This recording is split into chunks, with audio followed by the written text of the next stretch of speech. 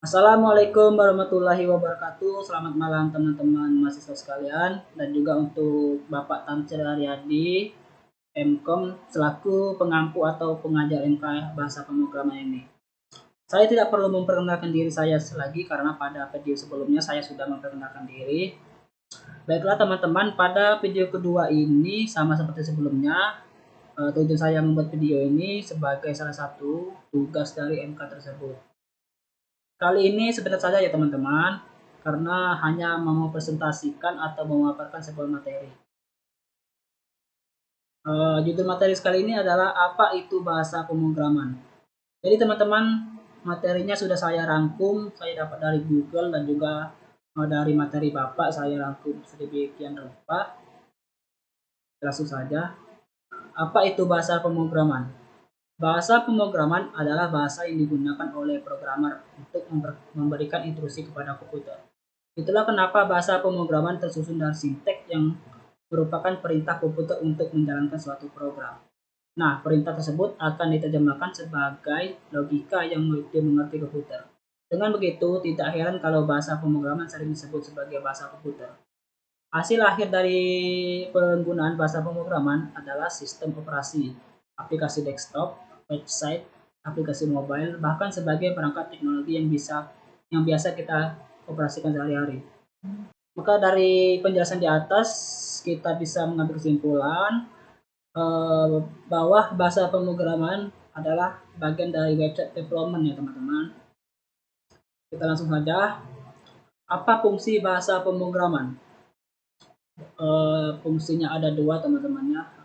Yang pertama, media komunikasi antara programmer dan komputer. Fungsi pertama bahasa pemrograman adalah sebagai jembatan komunikasi antara programmer dan komputer. Ini sesuai dengan fungsi bahasa itu sendiri, yakni alat komunikasi yang dipahami oleh penuturnya.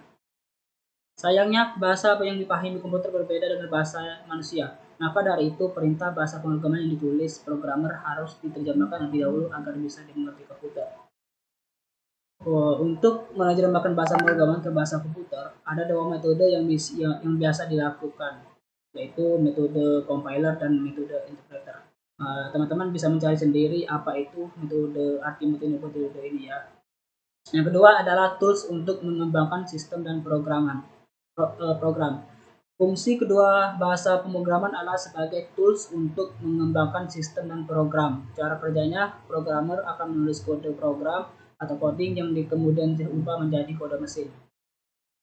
Hasil akhir dari kode mesin tersebut adalah jutaan sistem operasi, website, games, dan aplikasi yang ada saat ini. Bahkan perangkat berlabel smart milik Anda juga dapat berfungsi karena adanya kode program di dalamnya. Jadi teman-teman,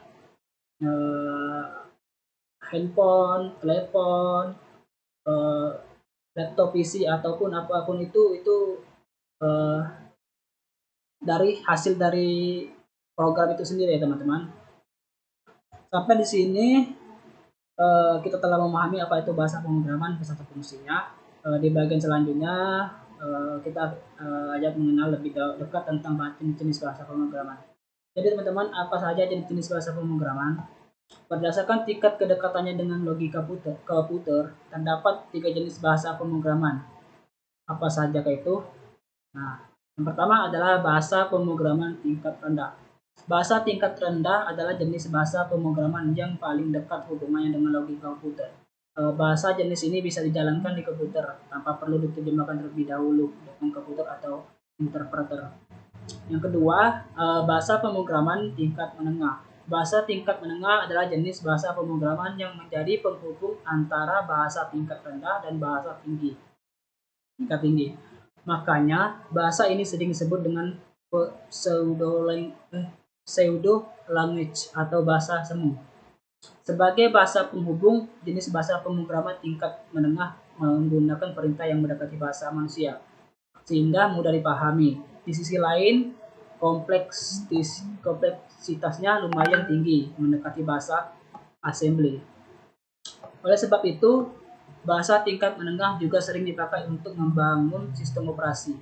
Bahkan, ia biasa digunakan untuk membuat program yang dapat mengelola program lain seperti terminal. Nah, beberapa contoh dari bahasa tingkat bahasa tingkat menengah antara lain bahasa C, C++, dan C tagar ya teman-teman. Yang ketiga, bahasa pemrograman tingkat tinggi. Bahasa tingkat tinggi adalah jenis bahasa pemrograman dengan pemerintah yang menyerupai bahasa manusia. Dengan kata lain, perintah tersebut sangat mudah ditulis, dibaca, dan dikelola untuk keperluan lebih lanjut.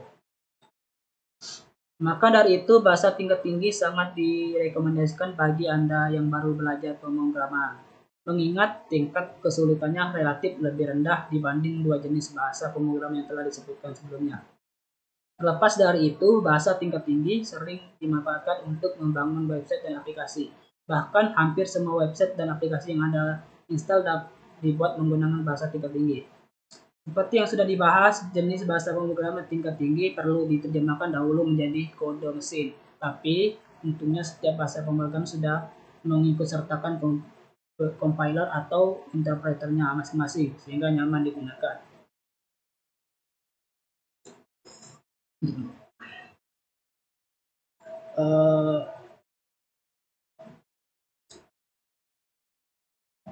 Kita lanjut saja teman-teman ya. Jadi apa sih karena kita jadi mungkin teman-teman bertanya apa sih keterkaitannya bahasa pemrograman dengan teknik sipil. Jadi teman-teman berdasarkan informasi atau hal atau materi yang saya lihat atau saya dengar dari Bapak Tamsil Aryadi di videonya ada dia menjelaskan apa keterkaitannya dengan program teknik sipil, bahasa pemrograman dan teknik sipil. Jadi teman-teman, apa keterkaitannya sipil dengan bahasa pemrograman itu sendiri berdasarkan apa yang akan kita pelajari pada MK ini. Jadi di sini kita akan belajar menggunakan MATLAB ya teman-teman. Nah, inilah yang membuat keterkaitan antara sipil dan bahasa pemrograman itu sendiri teman-teman. Karena pada teknik sipil kita dominannya menghitung, menggambar, dan sebagainya teman-teman ya. Nah, MATLAB inilah yang sangat membantu sekali untuk hal-hal tersebut teman-teman. Karena fungsi dari MATLAB ini sendiri sebagai algoritma perhitungan teman-teman. Nah, bisa dipahami teman-teman. Itulah yang membuat keterkaitan bahasa pemrograman dan teknik sipil. Karena fungsi dari MATLAB, fungsi dari karena bahasa pemrograman sendiri kita akan mempelajari MATLAB. Jadi itulah yang membuat dia keterkaitan dengan teknik sipil teman-teman ya. Karena MATLAB ini adalah algoritma perhitungan.